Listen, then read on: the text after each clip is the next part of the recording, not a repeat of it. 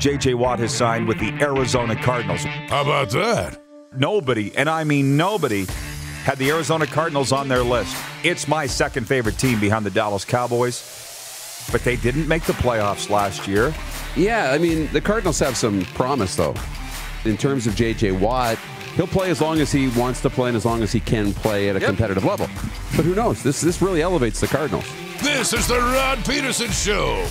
It is, and happy Friday, everybody. We have made it to the weekend. It's a Flame Tech Football Friday, and we've got a lot of football to talk about here as we get into March. As I said to Moose DuPont, we're coming to the end of Q1. I know. As the people, the business people say. That's wild. It's gone so fast. Yeah, it's going to be fun to talk football on this Flame Tech Football Friday today. Hall of Fame writer, broadcaster John Frenzy's here, and he's actually got what he feels is some good news to discuss with the Canadian Football League. And he's been talking to the Mucky Mucks and the big wigs, and he can't wait to divulge it.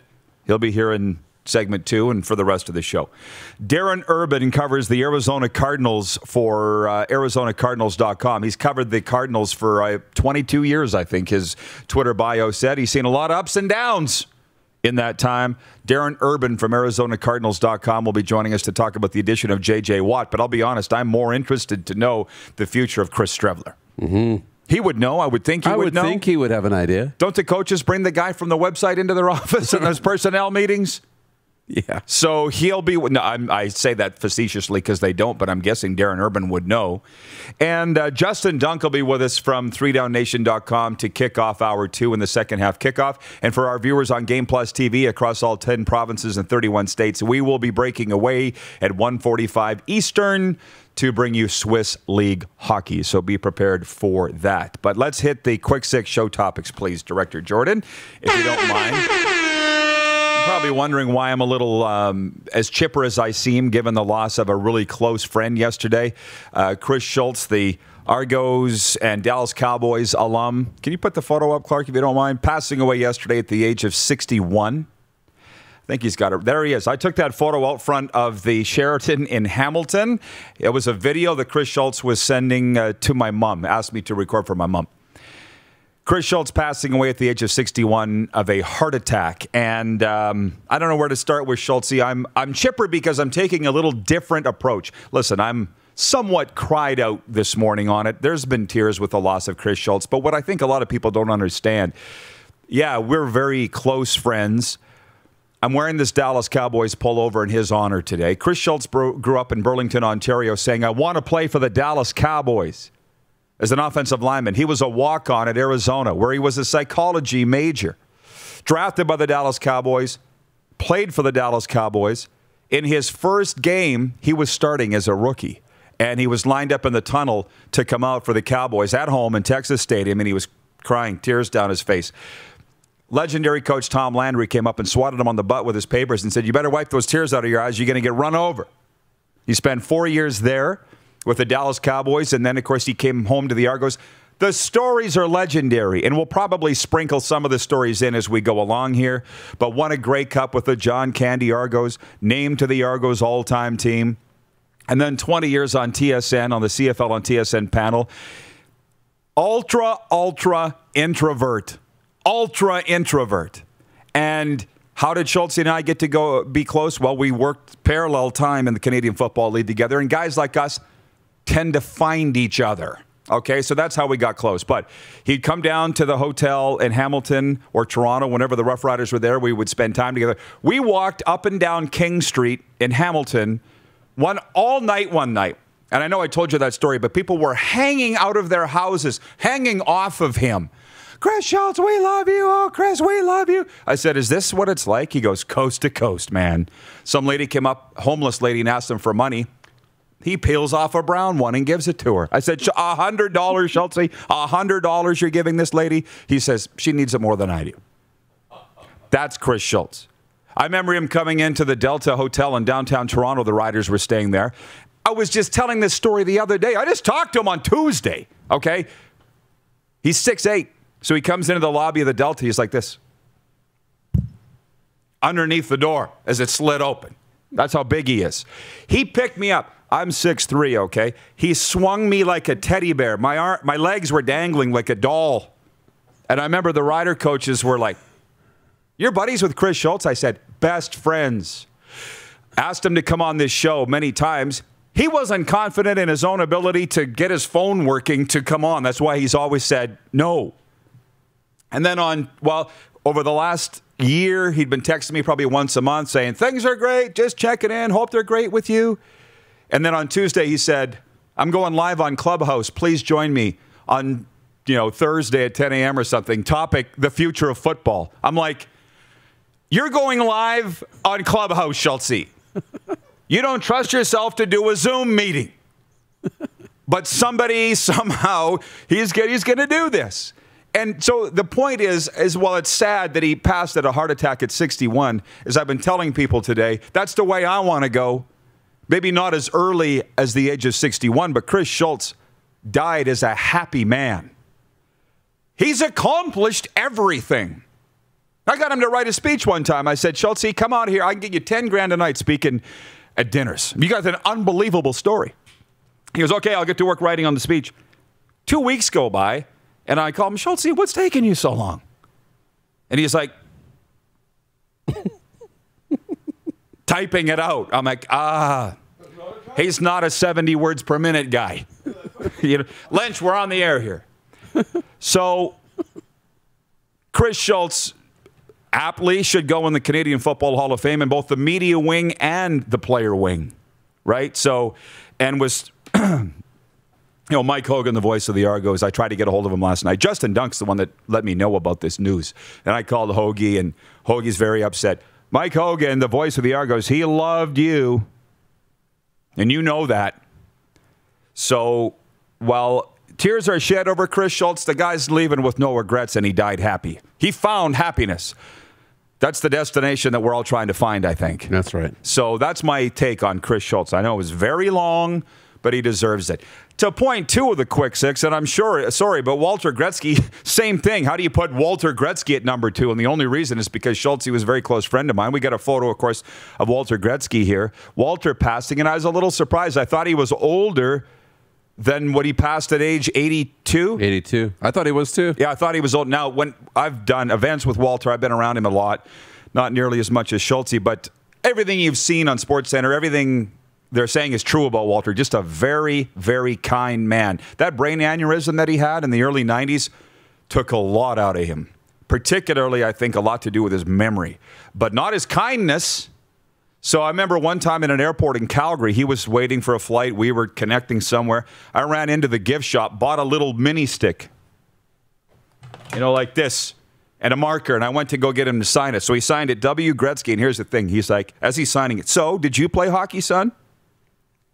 "Well, yes, I did." "What position did you play, son?"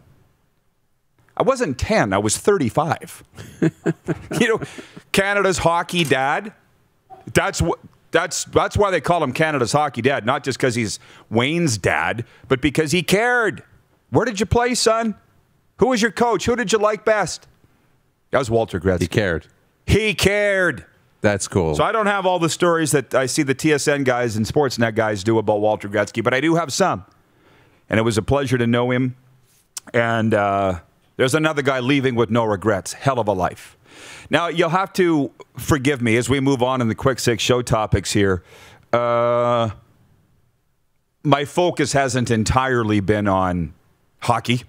I mean, we can go with last night's NHL leftovers like we always do. Where do we go? Uncle Darryl to the rescue. That was the news of the night. Darryl Sutter coming to coach the Calgary Flames. And how about Jeff Ward? You win 7-3 over the Senators, 7-2, 7-3, whatever it is, and you lose your job. What I'm hearing from Calgary people is this firing goes above general manager Brad Treliving to the president or ownership. These are desperate times in Calgary. They've brought in Darryl Sutter for it. We're going to spend less time on these topics than we normally do, but I want your take on Darryl Sutter coming in to rescue the Calgary Flames. It's a nice fit for Calgary. I like it. It brings some identity back to Calgary. He's a Western guy. He just, lives and breathes Alberta. And he's just a perfect fit, right? You want to, create some identity. You've got Tkachuk there. You're starting to get a little bit of an identity, and now Darryl Sutter will come in, and we'll see how he meshes with that group. Goodrow and Monahan and those guys, but he brings identity back to Calgary. So I think it's a good move. Well, I do too. Uncle Darryl to the rescue again. He's just never really been far away from the scene. But the last time I talked to Darryl, I asked him, "Are you interested in coming back and coaching at any point?" And he said, Darryl. He's like, "If I only had to coach home games, sure." So I think they're paying him. Pretty much all he's got to coach is home games. Doesn't have to leave the country. Right. But I'm just saying, it's not like he needed it, is my point. And maybe that's a good thing. The one thing one of my Flame sources said today is that he said Darryl's going to shrivel Johnny Gaudreau. So I guess we'll find out. Yeah. He saved the LA Kings, won 2 Stanley Cups. It'll be interesting to see how this plays out. The poll question today for Capital Auto Mall Universal Collision Center is, will Darryl Sutter make the Flames a contender? Hashtag Sea of Red. Hashtag Run It Back. On Twitter, 61% of you saying no, it won't. And the majority on Facebook saying no, it won't, with 56%. I think they got a better chance with Darryl Sutter than they do with Jeff Ward. And I think that this is perfectly timed. We're not even at the halfway mark yet. The Flames aren't out of anything yet. They were going nowhere. Now's the time. Don't you think this is good timing? This is the right time, right? There's still some room. And in this 56-game schedule and this, unique playoffs, all you have to do is get in. Just get in. And it is tight. We do have teams like, Toronto separating themselves from the rest of the division, but anybody can beat anybody, right? We see it all the time. So get in, get the culture right, and there's a lot of talent there, like you mentioned the last couple of days, a lot of talent in Calgary. Hopefully he can get them moving the right way. See, my good friend Joe Roberts is watching from Vancouver, the Skid Row CEO. He says Walter Gretzky walked with the push for change. It just slipped off the screen. Can you guys put that up there? Walter Gretzky walked with the push for change when we reached Ontario border. He hung out all day with us, signed autographs, and even made a generous donation. Joe Roberts was the guy that pushed the shopping cart from one end of Canada to the other to bring awareness to child homelessness. So thank you, Joe, for chiming in with the stories of Walter Gretzky. I can turn it over to some of the viewers now with comments here from James and Borden, Manitoba. Good move. Things look interesting for the fight for fourth. Joe Lazito, your buddy Lynch, he's watching on Long Island. He says hockey is just better with a Sutter behind the bench. Jeff in Winnipeg says Uncle Darryl, Uncle Brent, Uncle Dwayne, Uncle Rich, Uncle Ron, Uncle Brian. And don't forget Uncle Gary. Because everybody has an Uncle Gary. And Gary's the one, the oldest, that did not play in the National Hockey League. Oh, Jeff, the Stamps fan's awake. He says, get the red mile ready, Calgary. A long playoff run is coming in the spring of 21. For your sake, I hope that it is. I really do. Moving on, point 4 is CFL, NFL notes. It is a Flame Tech Football Friday. John Frenzy's coming in next segment, and we'll get into all that stuff there. Obviously, the J.J. Watt signing with the Cardinals.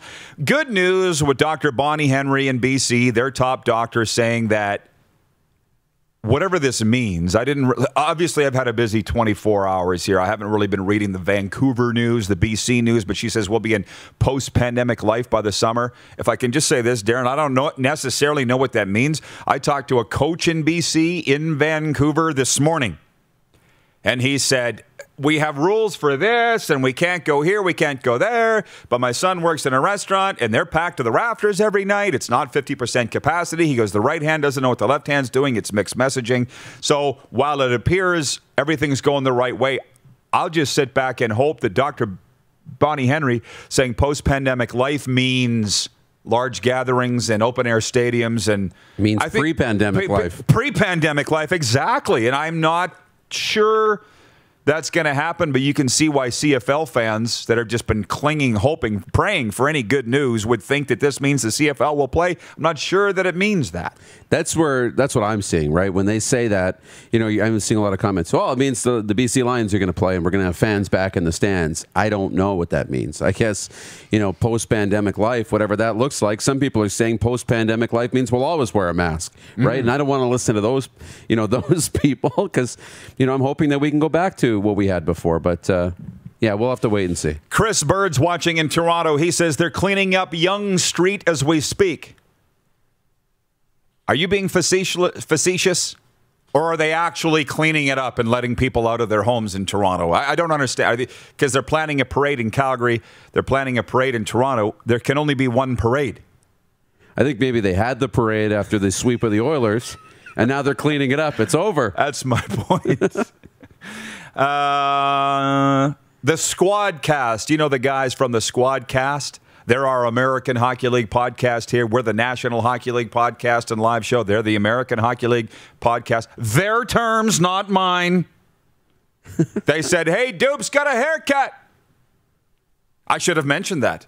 You're looking a little less Don Johnson-esque today. Yeah, I know. And you shaved. I was a little nervous. I understand we have some photos here before and after. We should post them. Throw them up. I was a little nervous about getting the haircut, but I went into Modern Man yesterday and got it done. That was a little effeminate. That was the before. Where's the after photo? Testy. I think the before goes first, Darren. Yeah, there's the before. There's the after, and it was Jasmine who cut my hair. She didn't know how to get started. I was like, "Do you want me to make the first cut? I'll cut it right off." But no, it was good. Your hair always looks good. Well, I had to buy and pay mine, lay it down like AstroTurf. I hope you realize how lucky you are. I do. I'm very, very lucky. Good. So the last 2 points, the Blue Jays jumped out to a 2-0 lead over the Detroit Tigers in spring training yesterday. 2-0 lead Toronto, then they gave up 8 unanswered, and the Tigers won 8-2. So the Blue Jays are 2-2-1 in spring training. And point 6, the Tim Hortons Brier begins tonight with Draw 1 in the Calgary bubble. And we'll go through the entire Draw 1 later on in our Sports on Tap feature for the Sports on Tap, the Tap drive-through brew house and liquor store. Dupes, we'll see you a little later. We'll see you later. All right. We're going to Arizona next. We'll continue to talk about the latest news in the Canadian Football League and get Frenzy's take. This has been the warm-up for the Four Seasons Sports Palace, your home for the NHL and UFC 259. You're watching the RP Show on Game Plus TV network across all 10 provinces and 31 states. Live daily on YouTube and Facebook. And 24-hour sports talk for Suds Full Service Car Wash at rodpedersen.com. Listen live. You're watching Rod Pedersen On Demand. For more of The Rod Pedersen Show, visit rodpedersen.com or follow Rod Pedersen on social media.